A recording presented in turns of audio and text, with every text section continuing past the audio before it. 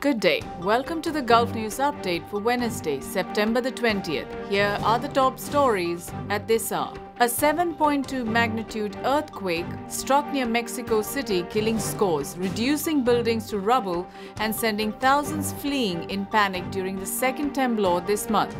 The quake ravaged the far-flung region of more than 20 million people, and images showed structures burning and exploding. More than 250 people were confirmed dead, and the toll was expected to rise rapidly.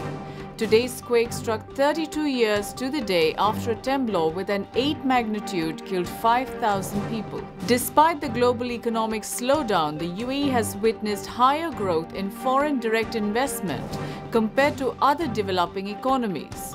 Sultan bin Saeed Al Mansouri, Minister of Economy, told the Sharjah FDI Forum that the UAE's cumulative FDI jumped to $117.9 billion by the end of 2016.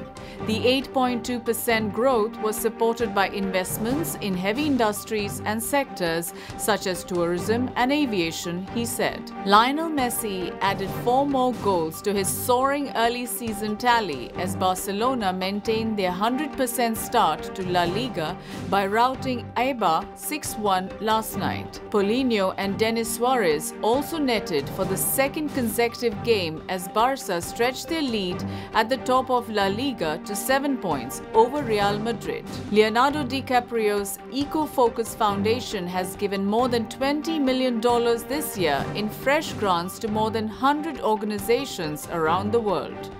From lion recovery and mangrove restoration to the defense of indigenous rights and better access to solar energy, the actor announced the grants ahead of his appearance at a climate change conference at Yale University. And finally, the weather. Today's high across the UAE will be 39 degrees Celsius, dropping to 30 degrees at night. That's all for now. Thanks for watching.